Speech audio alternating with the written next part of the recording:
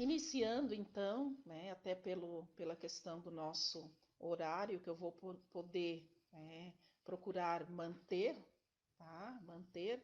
Ah, nós vamos então, vocês vão ver no material que eu vou enviar depois dos slides, o nome primeiro, Levi Seminovich Vygotsky. Né? Nós sabemos que ele é russo, né? Ele nasceu numa comunidade pequena, né? Numa província da Bielorrússia, e essa comunidade é chamada de Orsha, de origem de família judaica. O pai executivo de banco e também era diretor de uma companhia de seguro. E a mãe, professora formada. O Vygotsky teve uma formação interdisciplinar, direito, cursou junto literatura e história e depois psicologia, de onde veio a sua grande contribuição. Casado, né, com Rosa Shimekova, e teve duas filhas.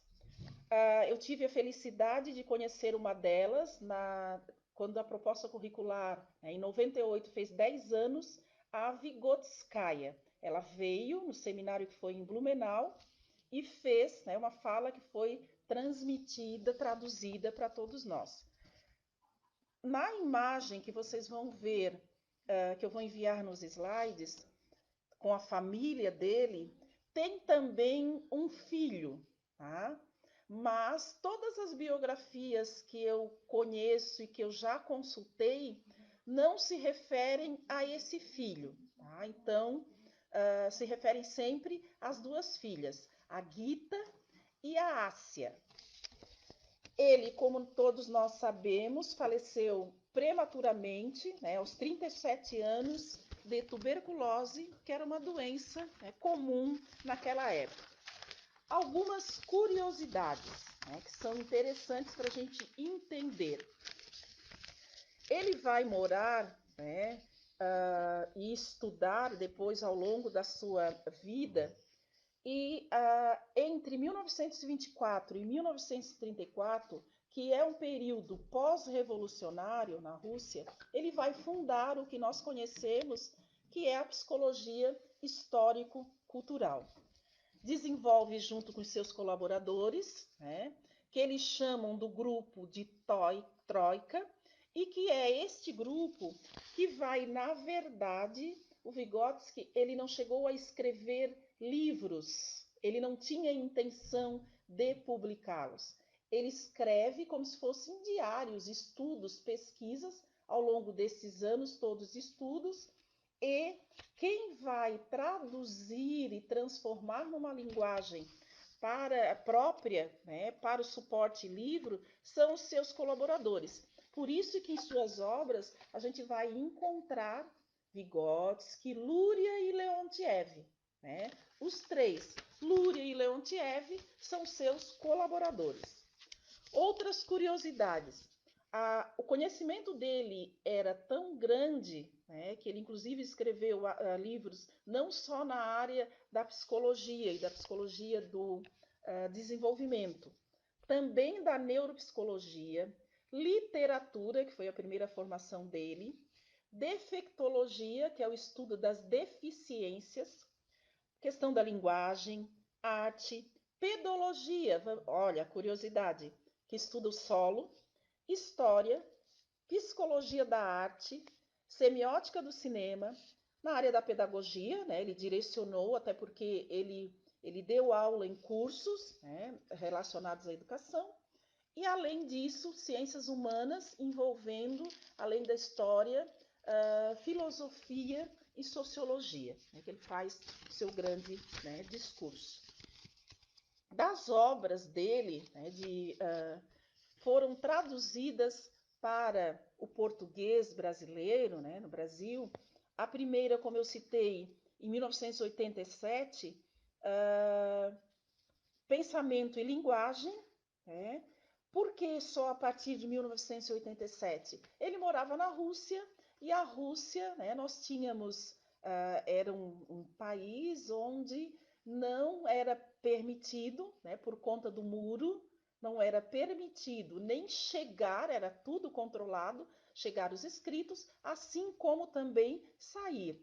Só após a queda do Muro de Berlim é que nós vamos ter acesso aos escritos de Vygotsky e que suas obras começam a ser traduzidas.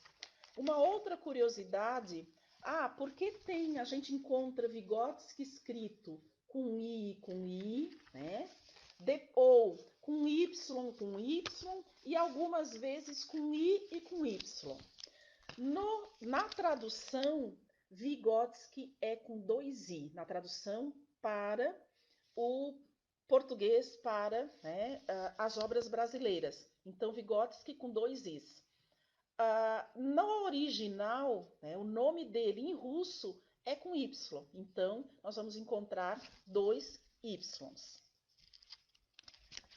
Das obras, então, diversas dele, né, e outras curiosidades, interessante e que algumas questões de prova também trazem, né, e é importante a gente entender de onde ele fundamenta a sua psicologia, denominada psicologia histórico-cultural ou sociocultural, né?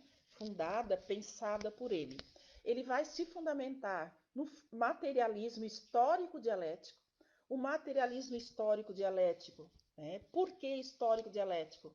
Histórico porque nós somos exatamente o que as nossas condições materiais reais nos permitem, né? E nos determinam a ser e a pensar. E é também materialismo dialético a filosofia que embasa, né, a psicologia histórico-cultural, é dialético porque na sociedade e na política, né, não surgem determinações do nada, elas surgem, né, ou não surgem de ordem natural, né, elas surgem e dependem de ações concretas e humanas. E essas ações, elas vão modificando. Né? Então, por isso que o materialismo histórico dialético é a filosofia que dá embasamento para a psicologia histórico-cultural de Vygotsky. Materialismo histórico dialético é a filosofia que embasa a psicologia histórico-cultural de Vygotsky. Como é que ele entendia, a partir dessa filosofia, né, que era o materialismo histórico-dialético, para cada uma das filosofias vai ter uma ideia, uma concepção de sociedade. E como é que Vygotsky, então, define a sociedade? Ele diz que a sociedade e tudo que existe na natureza, né, deve existir primeiro como conduta do ser humano. Né? Então, significa dizer que o ser humano, ao longo de todo o seu processo de existência, né, ele já não depende de condições naturais. Ao contrário, são as condições mediadas pela civilização humana, né, a cultura, por isso, psicologia, história e cultural, é que vai fundamentar toda a organização da sociedade. Ele diz, então, que nada é dado como natural na sociedade. Tudo é produzido por ela e pelos seres humanos que, ao longo da história, né, foram se desenvolvendo, aprendendo, criando. Nesse sentido, a sociedade, né, é um produto cultural, né, porque ela se organiza a partir dos problemas que tenta resolver, né, quando a gente pensa lá nos seres humanos, né, lá da caverna, né, os povos lá dos povos primitivos, nós vamos entender que eles foram criando a partir objetos, ferramentas, né, instrumentos, a partir das necessidades que foram surgindo. Né? O manejo da terra, né? A domesticação de um animal. E é então nesse confronto dialético que a sociedade vai desenvolver-se. Né? É para resolver os seus problemas que a cultura, né, vai então sendo desenvolvida. Ao mesmo tempo, nesse processo que é histórico, vários instrumentos, né, foram elaborados ao longo da história humana. O ser humano, então, é sujeito dessa relação com o mundo onde ele vive, ao mesmo tempo que ele sofre interferência do mundo, ele atua sobre ele. Por isso que a gente diz que ele é sujeito, né? Ele é sujeito porque ele sofre interferência e ele também, então, ele sofre interferência e ele atua. É um processo dialético de interação. Ao mesmo tempo, quando a gente pensa na criança enquanto sujeito desse processo educativo, é exatamente por isso, né? Nós, professores, atuamos na zona de desenvolvimento proximal, então há a possibilidade, né, da mediação, ao mesmo tempo, a criança, enquanto sujeito, também atua nesse processo, nessa relação. Né? É pelas condições, né, objetivas da vida que as crianças, que os seres humanos vão se constituindo. Por isso a palavra interação social é um conceito, né, que fundamenta a psicologia histórico-cultural de Vygotsky. Outro conceito, né, fundamental para entender a psicologia histórico-cultural são os conceitos de aprendizagem, né, entender a relação entre aprendizagem e desenvolvimento.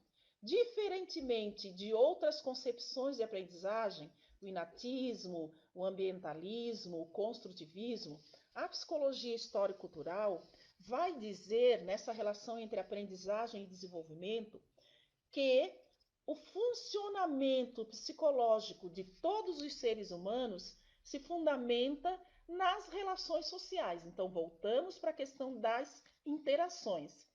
E se desenvolve num processo que é histórico. É histórico e é cultural. É um processo dialético, né, caracterizado pela irregularidade.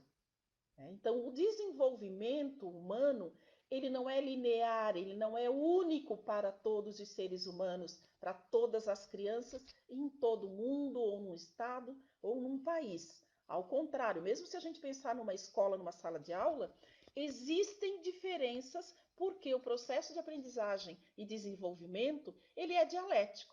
Tá?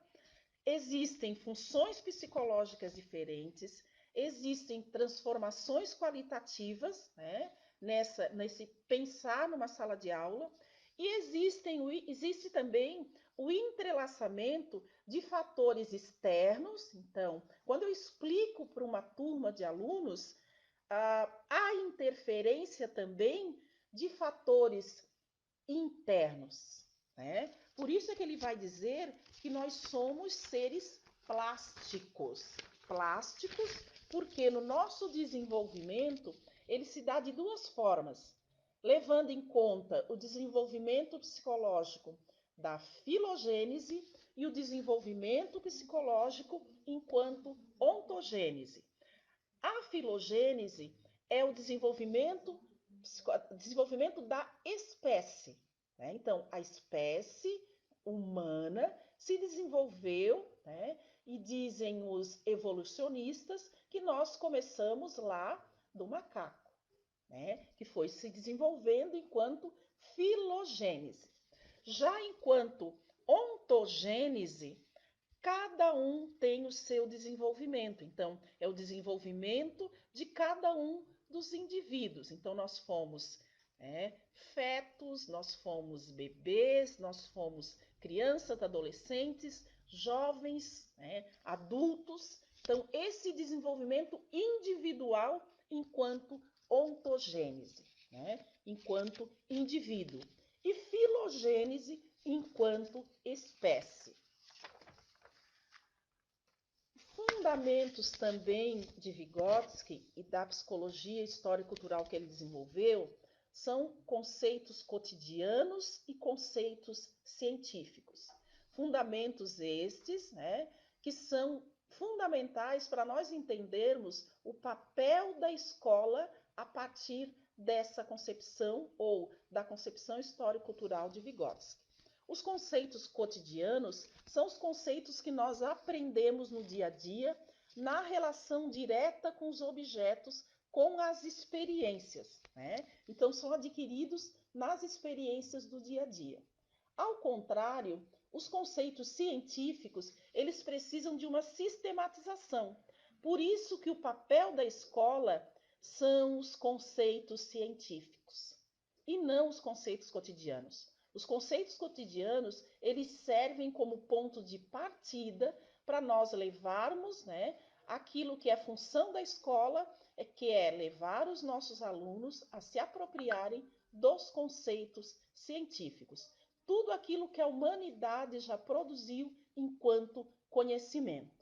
Por isso, o nosso papel, né, enquanto escola, se diferencia, né, de outras instituições, né, que são menos formais. A escola, ao contrário, ela envolve e precisa envolver uma intencionalidade para poder dar conta da mediação, porque o nosso papel, a nossa função é a elaboração de conceitos científicos pelos alunos. E isso envolve diferentes experiências, né, de cada indivíduo, diferentes atitudes, né, nesse processo de desenvolvimento, nesse processo de aprendizagem ou de aprendizagem e desenvolvimento.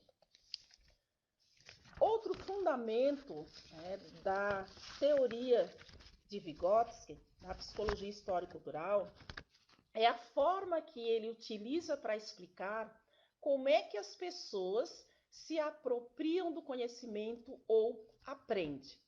Ele diz que em nível virtual existe um desenvolvimento que é real, existe uma zona de desenvolvimento proximal e existe também um desenvolvimento que é potencial. Na zona de desenvolvimento, no desenvolvimento real, nós vamos encontrar tudo aquilo, que a criança, que o adolescente já é capaz de fazer sozinha, sem a intervenção, a mediação de alguém. Real, porque já houve a apropriação desse conhecimento. É, então, um desenvolvimento real. Por isso que é o ponto de partida.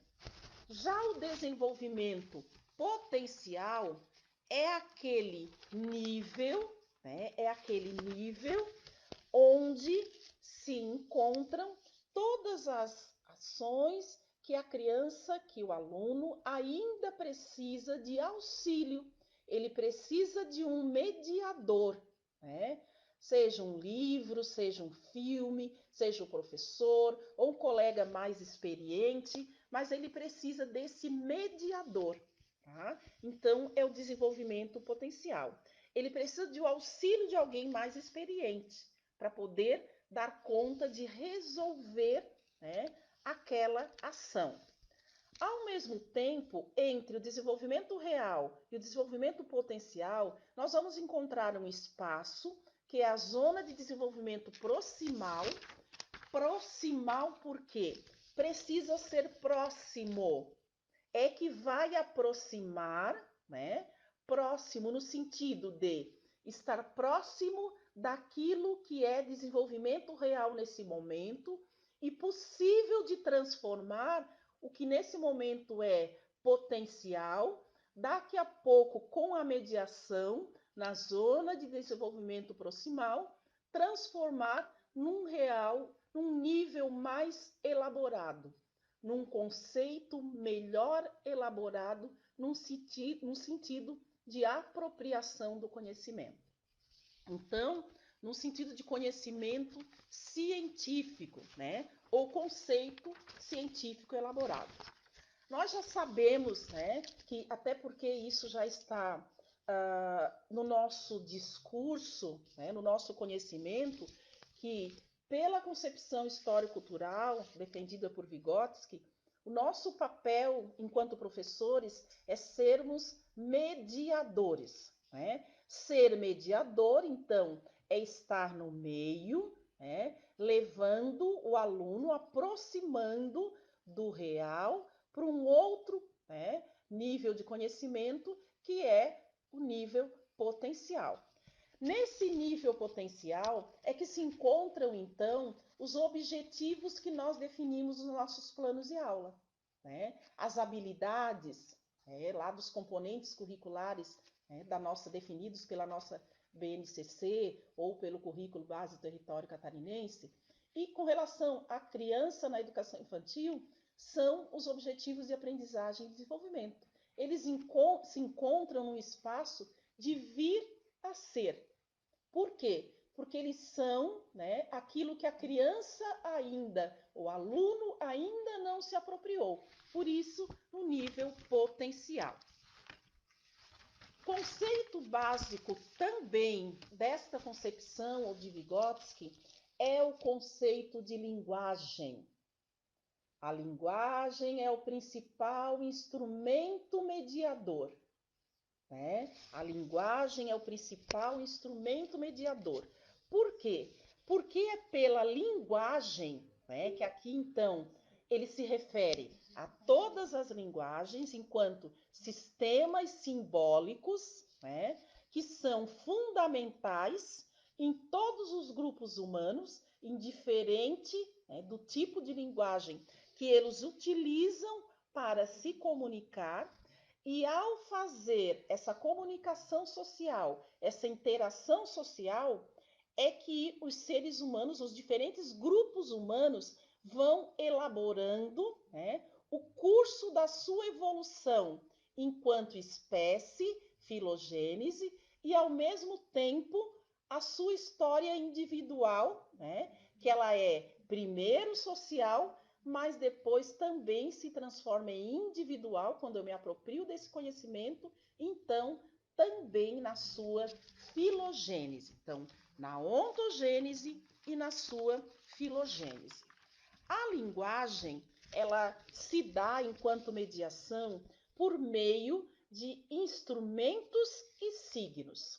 Os instrumentos, são externos, tá? Os instrumentos são externos, são ferramentas, são marcas. O exemplo que eu gosto bastante de dar é com relação ao X que eu faço na mão para lembrar de levar um livro que uma colega me pediu. Tá? Então, eu faço um X na mão. Esse X é um instrumento. Por quê? Porque eu, Adílis, quando olho para aquele X lá na minha casa, vou lembrar de ir lá na minha estante e buscar o livro que eu prometi levar. O X, para outra pessoa, ele pode significar ter que levar qualquer um outro objeto, ou ter que lembrar de outra coisa. Na medida em que eu utilizo aquele X, e lembro que ele significa buscar o livro que eu tenho que levar para emprestar para o meu colega, para mim, Adílis, aquele X, ele se transformou num signo. Ele tem um signo. Por quê? Porque ele serviu como mediador no processo de aprendizagem ou como auxiliar à memória, mas a minha memória. Assim também a escrita. A escrita para uma criança, para um adulto, para um jovem que não é alfabetizado, a escrita é um instrumento. A escrita para quem já é alfabetizado é um signo, porque sabe, as pessoas que são alfabetizadas, elas sabem que juntando letras, sons, sílabas, nós vamos ter palavras que juntas vão formar um texto num contexto. Então, quem já é alfabetizado, a escrita se transforma num signo. Então, a linguagem, enquanto principal instrumento mediador, enquanto ferramenta, é fundamental para entendermos o conceito-chave de interação social, né, que Vygotsky traz enquanto contribuição essencial para entendermos o processo de aprendizagem e desenvolvimento, né, onde a boa aprendizagem, né, o bom desenvolvimento vai acontecer quando a aprendizagem se adianta ao desenvolvimento. Então, quanto mais aprendizagem, mais desenvolvimento, é que nós vamos, então, conseguir entender, né, o que Vygotsky traz enquanto contribuição para a área da educação. Tá? Aqui, então, eu encerro a primeira parte, que é disposição oral. Agora, então, eu vou discutir com vocês as questões que eu enviei, né, já para os grupos, que são relativas, né, aos conhecimentos, né, ao que o Vygotsky traz enquanto contribuição, né, e sobre os quais, né, algumas pessoas relembraram, outras pessoas se deram conta que vão precisar estudar mais, retomar os materiais que tinham, né, e a gente vai, então, discutir cada uma das questões. Tá? Vamos lá, a primeira questão número 1.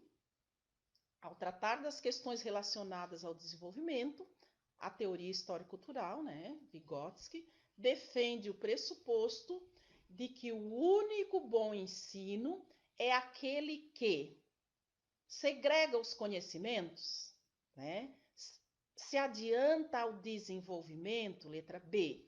C, está ancorado na perspectiva meritocrática, letra D, transmite de maneira linear os conteúdos escolares, ou letra E, centraliza todas as ações e decisões no professor.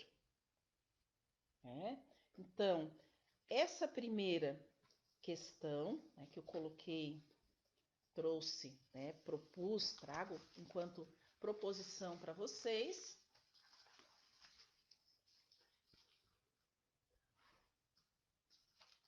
Ela, né, faz uma reflexão sobre a teoria histórico-cultural, e como eu gosto de ressaltar, né, quando eu leio uma questão, todas são sobre Vygotsky, todas são sobre a teoria histórico-cultural. O que é que eu preciso discernir para poder entender a questão? Sobre qual conteúdo essa questão, né, se refere? Qual é o conteúdo? Então, é a questão do desenvolvimento infantil, né? E afirma que o bom ensino, né? Qual é o bom ensino? Vamos lá. A análise de cada uma das questões. Na questão A, né? O que é que nós encontramos aqui de equívoco ou pegadinha, como eu chamo? Segrega os conhecimentos. Ao contrário, né? A teoria histórico-cultural, né, o bom desenvolvimento, né, ele não segrega o conhecimento. O que é que significa segregar? Segregar é separar, é repartir, né, é tornar confuso. Ao contrário, né, não é isso. Letra C. Está ancorado na perspectiva meritocrática. O que é meritocracia? A meritocracia é bastante usada na avaliação, quando, né, na concepção de avaliação, quando ela acaba premiando aqueles que acertam, né, e acaba desqualificando aqueles que não estão, né, conseguindo acompanhar o processo, ou, por exemplo, numa prova, numa avaliação, erraram a questão. Então, meritocracia vem de mérito. E a meritocracia, ela só avalia ou só considera, tá? Só considera o mérito, aquele que acerta. E a resposta tem que ser exatamente igual àquela que o professor determinou. Então, letra C, a pegadinha é a palavra meritocrática. Na letra D, linear. Transmite de maneira linear os conteúdos escolares. Ao contrário, nós conversamos, na fundamentação, né, que eu apresentei, eu disse que, eu afirmei, baseada nos estudos de Vygotsky, que ele se baseia, né, na filosofia materialismo histórico-dialético.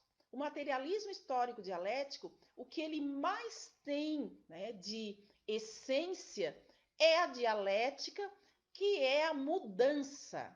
Então, a palavra linear é a pegadinha.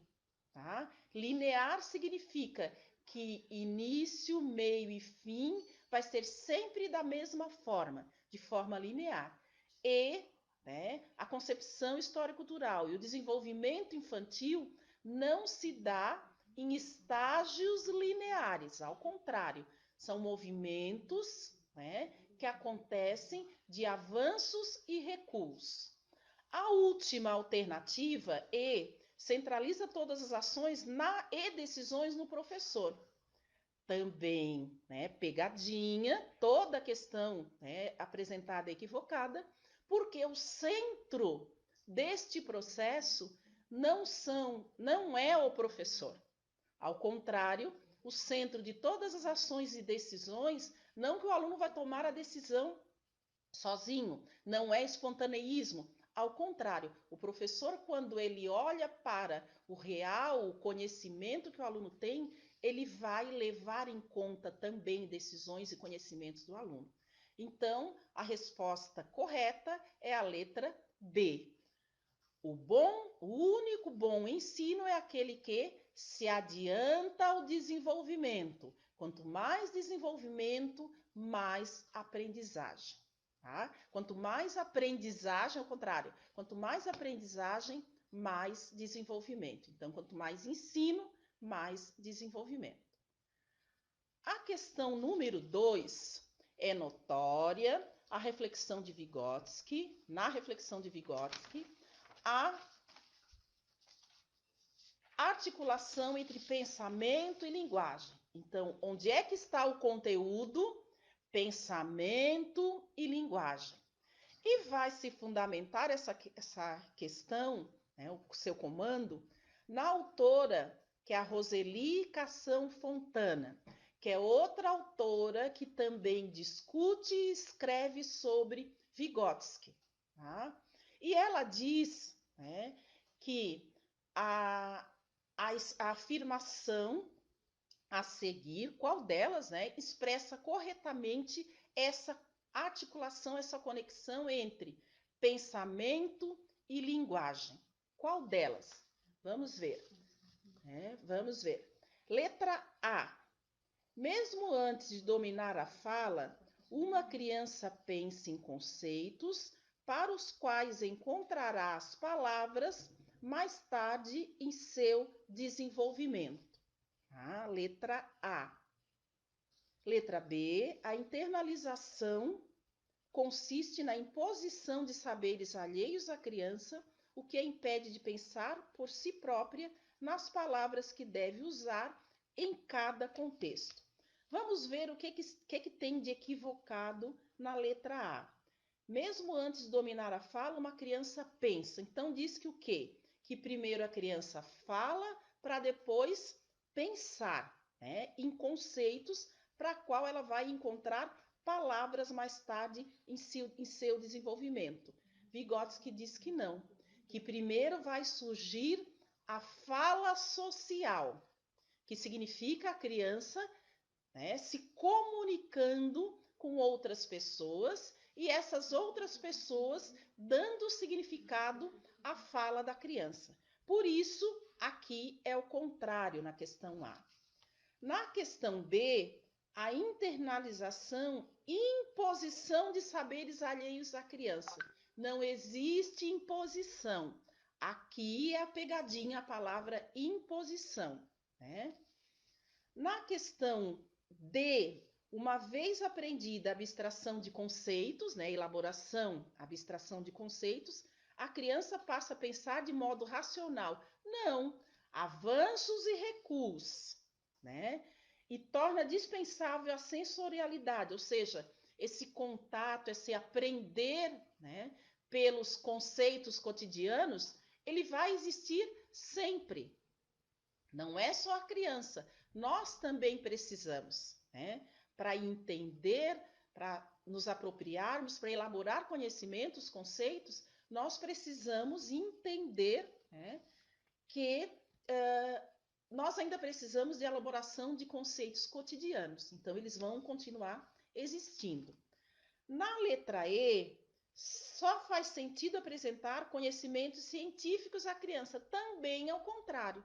Nós precisamos partir dos conceitos cotidianos ou partir do conceito científico e chegar no cotidiano. Então, né, para ensinar a criança, nós precisamos, né, dos dois conceitos cotidianos e científicos.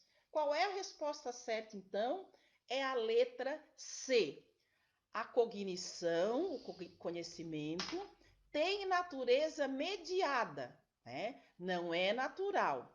Ou seja, as funções psicológicas são desenvolvidas pelo contato com o outro, ou seja, com a interação ou as interações com o outro, por meio da linguagem, que é o principal instrumento mediador. Então, questão 2, resposta C.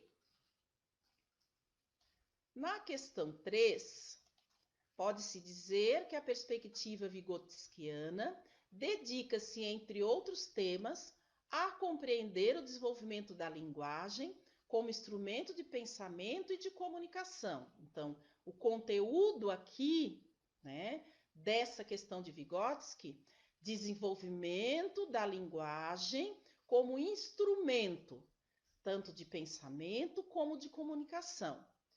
Em outros termos, tais usos podem ser descritos como intercâmbio social e discurso interior. O que é o discurso interior?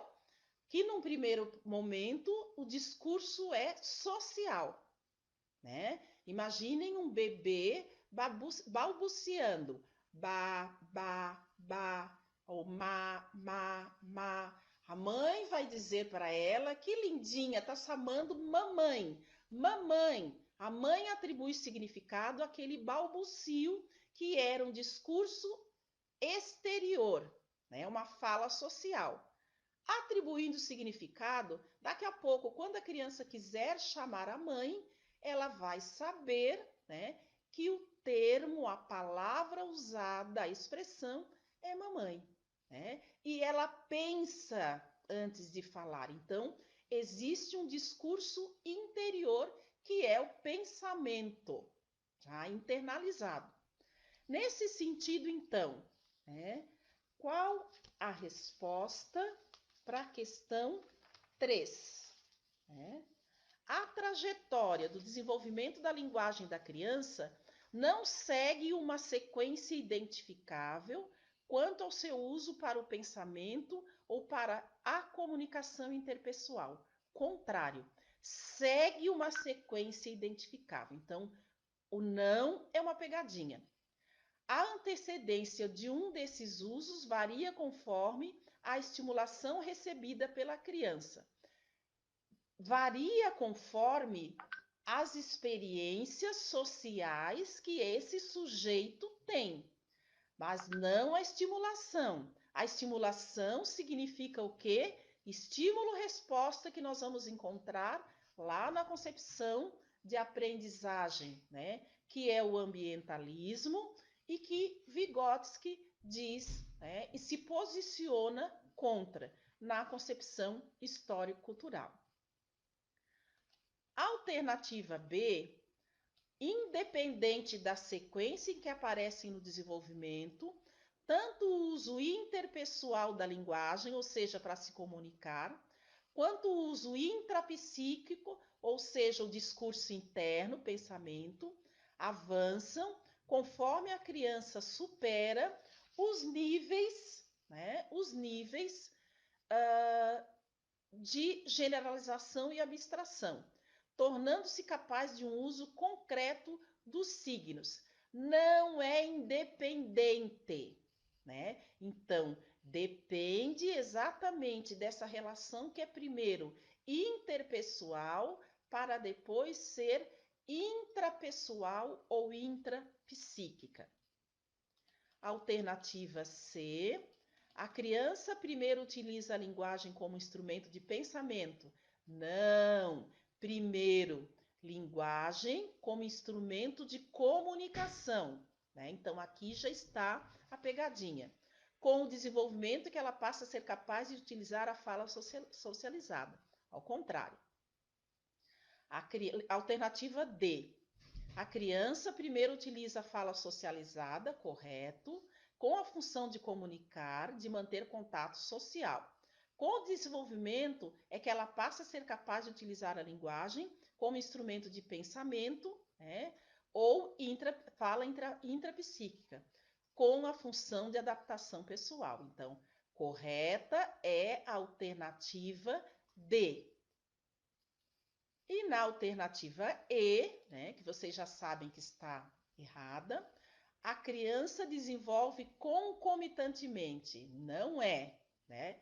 Primeiro a fala socializada, para depois a fala ou discurso interno, que é o pensamento. Tá? Então, não desenvolve concomitantemente tanto a linguagem, né, como instrumento de adaptação social, né, ou de uso social, como instrumento de pensamento. Então, não é concomitante. Questão 3, alternativa correta, letra D. Vamos à questão 4. Assinale a alternativa correta, considerando os fundamentos da teoria histórico-cultural de Vygotsky, no que se refere à aprendizagem e desenvolvimento. O desenvolvimento da criança não sofre interferência dos processos de aprendizagem. Onde é que está a pegadinha aqui? Não, contrário, risquem o não. Sofre interferência dos processos de aprendizagem. Alternativa B. Os processos de aprendizagem e de desenvolvimento são interdependentes. Assim, um não exerce influência sobre o outro. Errado, exerce influência, tá? Sofre influência. Alternativa C. Existe uma relação dialética. Olha a palavra dialética. Né? Então já chama atenção, porque se refere à filosofia que fundamenta a psicologia histórico-cultural, que é o materialismo histórico-dialético. Então, existe uma relação dialética que é, né, entre aprendizagem e desenvolvimento, de modo que a aprendizagem propulsione desenvolvimento e vice-versa. Tá? Então, é uma relação dialética, sim. Alternativa C é a alternativa correta. Alternativa D, para a realização das aprendizagens relacionadas a determinadas áreas do conhecimento, é necessário guardar o desenvolvimento biológico e natural de determinadas funções da inteligência. O que é que diz essa questão? Que para que aconteça a aprendizagem de algumas áreas de conhecimento, nós precisamos, né, aguardar que primeiro haja o desenvolvimento biológico natural, ou seja, a necessidade de maturação. Vygotsky diz que não, né? Existe uma interação, uma dialética entre o que é social, né? O que é mediado, o que é conceito, conhecimento externo, né? Ou funções psicológicas externas e as funções psicológicas internas ou superiores, como ele afirma. tá? Então, esse processo é dialético, tá? Então, não há necessidade de primeiro esperar amadurecer. Quem acredita no amadurecimento biológico natural é também o ambientalismo, ou a concepção de aprendizagem ambientalista. A questão E, o desenvolvimento infantil se processa por intermédio do amadurecimento. Olha, volta aqui, né, a citar o amadurecimento natural das funções psicológicas superiores. Não há para Vygotsky um amadurecimento natural, né? Esse conhecimento, esse desenvolvimento se processa através de relações dialéticas, né, entre conhecimentos, interações, né, que são sociais, para, com a apropriação do conhecimento, se desenvolverem, então, as funções psicológicas superiores que são internas, né, e que, sim, são determinantes para a apropriação dos conceitos científicos, mas não é por meio do amadurecimento natural biológico unicamente, né? Depende do social, diz Vygotsky. A nossa última questão, né, que é a questão 5, o desenvolvimento da capacidade psicológica da formação de conceitos no cotidiano. Qual é o nosso conteúdo aqui? Conceitos cotidianos, né? Se dá, né, de conceitos, se dá no cotidiano e também se dá por meio da aprendizagem escolar. Vygotsky vai dizer que os conceitos cotidianos são aqueles que a criança aprende, né, que nós aprendemos no nosso dia a dia. E, né, pergunta a questão, quais são, né, como se dão os conceitos científicos? Sistematizados, transmitidos não intencionalmente na escola? A palavra não é a pegadinha, né? Nós precisamos riscar.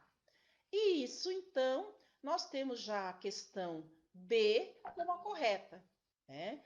Os conceitos científicos são aqueles sistematizados intencionalmente, há uma intencionalidade educativa, né? Por meio da mediação, né? Que os professores planejam suas aulas, né? E executam, fazem toda essa mediação para que haja, para que ocorra, né, o processo de aprendizagem. Então, alternativa correta, letra B. Vamos ver o que é que tem de errado na alternativa C. Assistemáticos, não são, né? Então, são sistematizados. E além, transmitidos a não intencionalidade. Então, né, então aqui tem dois erros. Intermitentes. O que significa intermitente? Começa, para, né? Começa, para. Transmitidos intencionalmente na escola. Também não é. Sistematizados. Intermitente, transmitido não intencionalmente na escola. Então, aqui na questão número 5, são feitas, né, vários jogos de palavras, né, para confundir, né, ao encontrar, dificultar que encontre a alternativa correta, que na questão 5 é a letra B. Eu achei que já fosse a última, não é? A última é a 6, eu resolvi colocar mais uma, né? Ao discutir uma proposta de organização da prática pedagógica, dentro do quadro da teoria, né, histórico-cultural, Berne, que é uma autora que também discute Vygotsky, se refere à mediação. Qual é o conteúdo da questão número 6? O conteúdo da questão é mediação. É importante encontrar para, ao fazer a leitura, né, das alternativas, já saber o que nós estamos procurando. Então, mediação. Vamos ver, né? Aqui se refere à questão da mediação. Vamos ver a questão. Aqui, deixa eu encontrar. Os erros são considerados. Aqui. Os erros são considerados problemas, né, de assimilação, alternativa A, daquilo que o professor procurou repassar e por isso devem ser eliminados ou reduzidos ao máximo. Erro como problema. Nem o construtivismo já não considerava o erro como um problema. Ao contrário, utiliza, né, os erros para estudar quais foram as hipóteses levantadas. Se o construtivismo já considera o erro, a concepção histórico-cultural, né, considera o erro como uma demonstração do nível de desenvolvimento real. Tá? Então, a alternativa A está errada. Alternativa B. O processo de aprendizagem tem como ponto central a incorporação e a reprodução. O que é reproduzir? Reproduzir é fazer igual, né? E o que não acontece na concepção histórico-cultural fundamentada em Vygotsky é exatamente a reprodução. Ao contrário, se é dialético, processo de aprendizagem e desenvolvimento, o que mais existe, né, são processos de análise, né, de discussão e, por fim, síntese, que daqui a pouco, num outro nível potencial ou num nível real mais elevado, nós vamos ter uma modificação. Por isso que não pode ser reprodução dos conhecimentos. Então, letra B também errada. Alternativa C. A escola visa a adaptação dos educandos, né? Adaptação. O que envolve adaptação? Envolve concepção de aprendizagem e desenvolvimento, né? Qual é a concepção de aprendizagem e desenvolvimento? Adaptação, ambientalismo. A palavra adaptação envolve ambientalismo, tá? Nesse sentido, a questão C também está equivocada na palavra adaptação. Padrões e papéis existentes na sociedade, então que está pronto. Deixamos de lado também a dialética, tá? Para que haja harmonia. Dialética também envolve transformação. A alternativa correta é a alternativa D. O aluno aprende a partir do que lhe é significativo e interage, olha a palavra, né? Interação. A partir de experiências sociais, então, interações sociais, né? Que ele possui, né? Que ele vivencia. Construindo a partir dessas experiências conexões entre experiências e conhecimento anterior. Real potencial. Alternativa E, que nós já sabemos que está também errada, o professor busca eliminar os conflitos. Contrário, ele não busca eliminar os conflitos, ele busca fazer o aluno entender por meio da dialética, né, explicando, né, gerar o equilíbrio. Quem que fala em equilíbrio? Qual é a teoria? Piaget e o construtivismo. Né? Então, são palavras-chave. A equilibração é como Piaget chama todo o processo de aprendizagem e desenvolvimento. Então, letra E também equivocada, porque, né, se refere ao construtivismo.